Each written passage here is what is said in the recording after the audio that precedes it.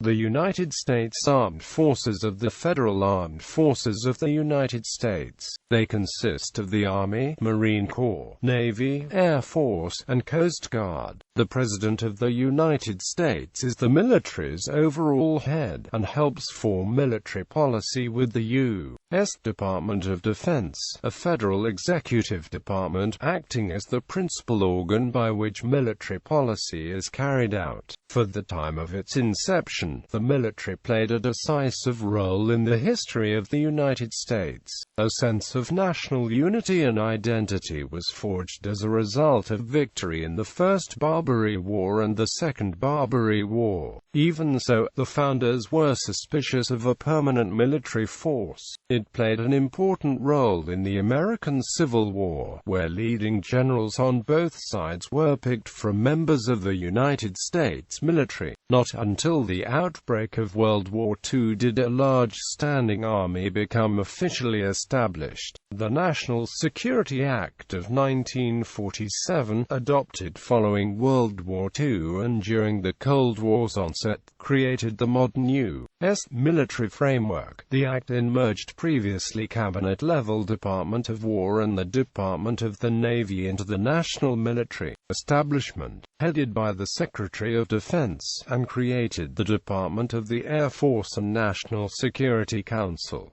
The U.S. military is one of the largest militaries in terms of number of personnel. It draws its personnel from a large pool of paid volunteers. Although conscription has been used in the past in various times of both war and peace, it has not been used since 1972. As of 2016, the United States spends about $580.3 billion annually to fund its military forces and overseas contingency operations. Put together, the United States constitutes roughly 39% of the world's military expenditures. For the period 2010 to 14, the Stockholm International Peace Research Institute found that the United States was the world's largest exporter of major arms, accounting for 31% of global shares. The United States was also the world's eighth largest importer of major weapons for the same period. The U.S. Armed Forces has significant capabilities in both defense and power projection due to its large budget, resulting in advanced and powerful equipment, and its widespread deployment of force around the world, including about 800 military bases in foreign locations. History. The history of the U.S. military dates to 1775. Even before the Declaration of Independence marked the establishment of the United States, the Continental Army, Continental Navy, and Continental Marines were created in close succession by the Second Continental Congress in order to defend the new nation against the British Empire in the American Revolutionary War. These forces demobilized in 1784 after the Treaty of Paris ended the War for Independence. The Congress of the Confederation created the United States Army on 3 June 1784, and the United States Congress created the United States Navy on 27 March 1794, and the United States Marine Corps on 11 July 1798. All three services trace their origins to the founding of the Continental Army, the Continental Navy and the Continental Marines, respectively. The 1787 adoption of the Constitution gave the Congress the power to raise and support armies, provide and maintain a navy, and to make rules for the government and regulation of the land and naval forces, as well as the power to declare war. The United States President is the U.S. military's commander-in-chief. Rising tensions at various times with Britain and France and the ensuing quasi-war and War of 1812 quickened the development of the U.S. Navy and the United States Marine Corps. The U.S. Coast Guard dates its origin to the founding of the Revenue Cutter Service on 4 August 1790. That service merged with the United States Life-Saving Service in 1915 to establish the Coast Guard. The United States Air Force was established as an independent service on 18 September 1947. It traces its origin to the formation of the Aeronautical Division, U.S. Signal Corps in 1907 and was part of the Army before becoming an independent service.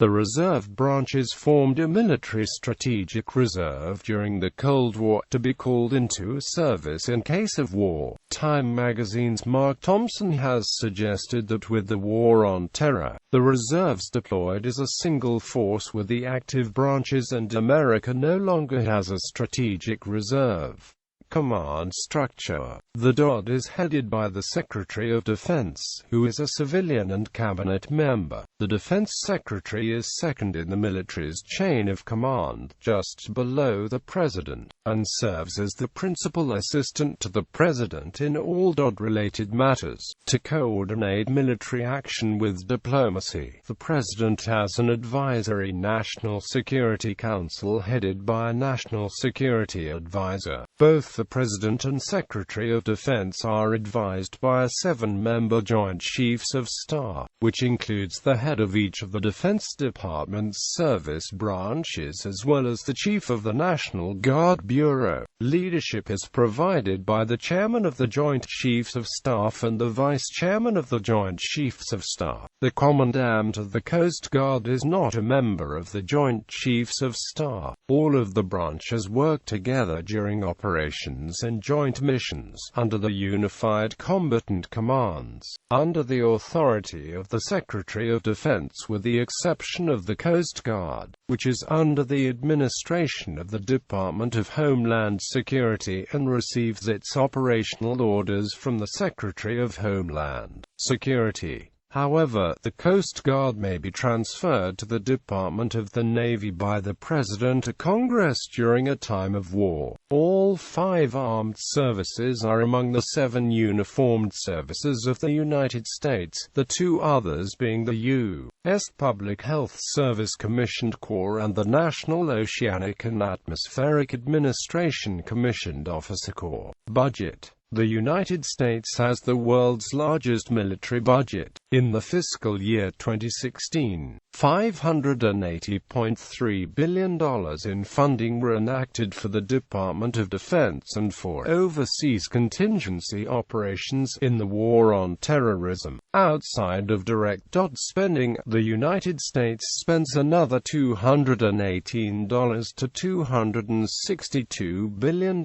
each year on other defense-related programs, such as Veterans Affairs, Homeland Security, nuclear weapons maintenance, and the State Department. By service, $146.9 billion was allocated for the Army, $168.8 billion for the Navy and Marine Corps, $161.8 billion for the Air Force, and $102.8 billion for defense-wide spending. By function, $138.6 billion was requested for personnel, $244.4 billion for operations and maintenance, $118.9 billion for procurement, $69 billion for research and development, $1.3 billion for revolving and management funds, $6.9 billion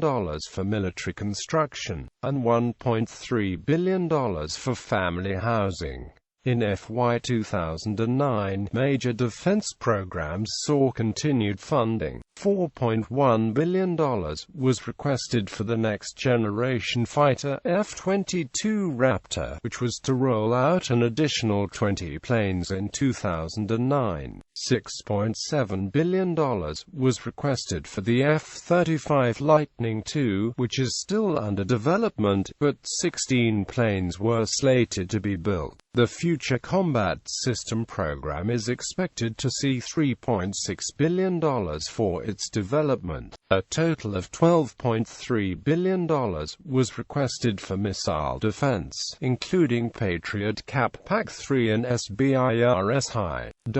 Lauren Thompson, a defense analyst with the Lexington Institute, has blamed the vast sums of money squandered on cutting-edge technology projects that were then cancelled on short-sighted political operatives who lack a long-term perspective in setting requirements. The result is that the number of items bought under a given program are cut. The total development costs of the program are divided over fewer platforms, making the per-unit cost seem higher, and so the numbers are cut again and again in a death spiral. Although the United States was the world's biggest exporter of major weapons in 2010-14, the U.S. was also the world's 8th biggest importer during the same period. U.S. arms imports increased by 21% between 2005 to 2009 and 2010-14. Cost containment measures in the Patient Protection and Affordable Care Act and the Obama administration's energy policy will play a critical, determining roles because healthcare and fuel costs are the two fastest-growing segments of the defense budget.